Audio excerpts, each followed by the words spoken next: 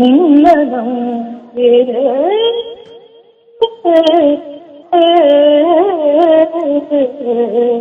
ಇವರೇ ನಾಗದೇವತೆ. ನಮ್ಗೆ ಇಡೀ ಭಾರತಕ್ಕೆನೆ ಅವ್ರ ತರ ಇನ್ನೊಬ್ರು ಹುಟ್ಟೋದಿಲ್ಲ ಅನ್ಸುತ್ತೆ ನನಗೆ. ಅವ್ರ ತರ ಇನ್ನೊಬ್ರು ಗಾಯಕಿ, ಎಲ್ಲಾ ಗಾಯಕರಿಗೂ ಅವರೇ ಸರಸ್ವತಿನ. ನಿಜ ನಿಜ, ನೀವು ಹೇಳಿದ ಒಂದೊಂದು ಮಾತು ಕೂಡ ನಿಜ. ವಾಣಿ ಹರಿಕೃಷ್ಣ ಅವರೇ, ಧನ್ಯವಾದಗಳು ರಿಪಬ್ಲಿಕ್ ಕನ್ನಡದೊಂದಿಗೆ ಮಾತನಾಡಿದ್ದಕ್ಕೆ.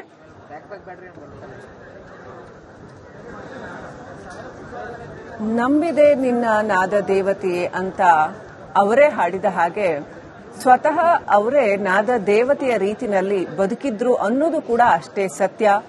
ಇವತ್ತು ಲಕ್ಷಾಂತರ ಸಂಗೀತಗಾರರ ಹೃದಯದಲ್ಲಿ ನಾದ ದೇವತೆಯಾಗಿ ಎಸ್ ಜಾನಕಿ ಅವರು ಸದಾ ಜೀವಂತ.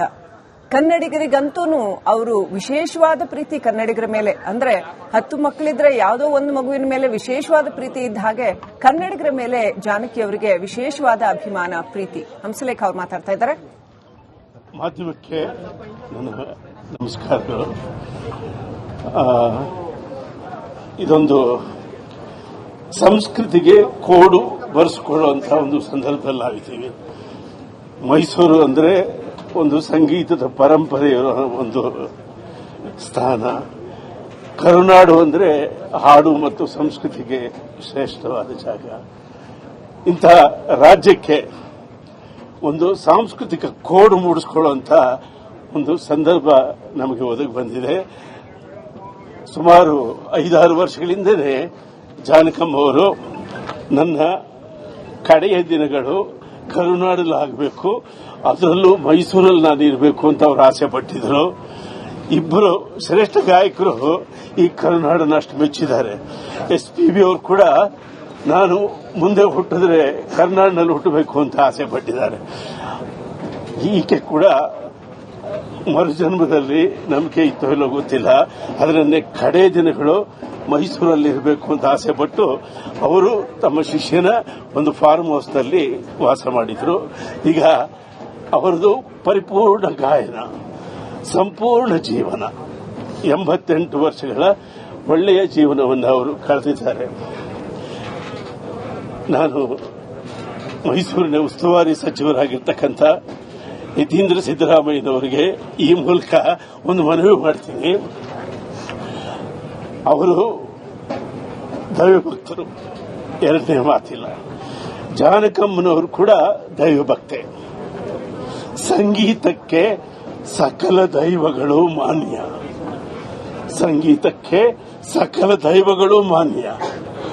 ಅನ್ಯವೆಂಬುದಿಲ್ಲ ಆನಂದಕ್ಕೆ, ಅನ್ಯವೆಂಬುದಿಲ್ಲ ಆನಂದಕ್ಕೆ. ಅನ್ಯೋನ್ಯವೇ ಸರ್ವಧರ್ಮಗಳ ಸಂಲಕ್ಷಣ, ಅನ್ಯೋನ್ಯವೇ ಸರ್ವಧರ್ಮಗಳ ಸಂಲಕ್ಷಣ. ಈ ನೀತಿಯನ್ನ ನಮ್ಮ ತಾಯಿ ಜಾನಕಮ್ಮನವರು ಸುಮಾರು 6 ದಶಕಗಳ ಕಾಲ ತಮ್ಮ ವೃತ್ತಿ ಜೀವನದಲ್ಲಿ ಪಾಲಿಸಿದ್ದಾರೆ. ಅವರಿಗೆ ಎಲ್ಲಾ ಭಾಷೆಯೂ ಪ್ರಿಯ, ಎಲ್ಲಾ ದೈವಗಳು ಪ್ರಿಯ, ಎಲ್ಲ ಧರ್ಮಗಳು ಪ್ರಿಯ. 6 ದಶಕಗಳ ಕಾಲ ತಮ್ಮ ಸಂಗೀತದಲ್ಲಿ ಅವರು ಎಲ್ಲವನ್ನು ಆರಾಧಿಸಿ ಪೂಜಿಸಿದ್ದಾರೆ ಅಂತ ತಾಯಿ ಇವತ್ತು ಮೈಸೂರಿನಲ್ಲಿ ಮಣ್ಣಾಗುವ ಮುಂಚೆ ನಾವು ಕಣ್ತೆರೆದಿದ್ದೇವೆ. ಈಗ ಅವರ ಪ್ರಿಯ ಶಿಷ್ಯನ ಜಾಗದಲ್ಲಿ ಅವರ ಸಮಾಧಿ ಆಗಲಿದೆ. ನಾನು ನಮ್ಮ ಕರ್ನಾಟಕದ ಸಂಗೀತ ಸಂಘದ ಪರವಾಗಿ ಒಂದು ನಿರ್ಧಾರ ತೆಗೆದುಕೊಂಡು ಇವತ್ತು ಹೇಳ್ತಾ ಇದ್ದೀನಿ. ಆ ಶಿಷ್ಯ ಒಪ್ಪಿದರೆ, ಅವ್ರ ಕುಟುಂಬದವರು ಒಪ್ಪಿದರೆ, ನಾವು ಅಲ್ಲಿ ಜಾನಕಮ್ಮನವರ ಬೃಹತ್ ಧ್ಯಾನ ಮಂಟಪದ ಒಂದು ಮೆಮೋರಿಯಲ್ ಅನ್ನು ನಿರ್ಮಿಸ್ತೇವೆ. ಅದಕ್ಕೆ ನಮ್ಮ ಸಂಗೀತದ ಸಂಘದ ಪೂರ್ತಿ ನೆರವೇರುತ್ತೆ. ಸಾರ್ವಜನಿಕರು, ಅವರ ಅಭಿಮಾನಿಗಳು, ಸರ್ಕಾರ ಇದರ ಜೊತೆಯಲ್ಲಿ ಕೈಗೂಡಿಸಬೇಕು ಅಂತ ನಾನು ವಿನಂತಿ ಮಾಡ್ಕೋತಾ ಇದ್ದೀನಿ. Thank you.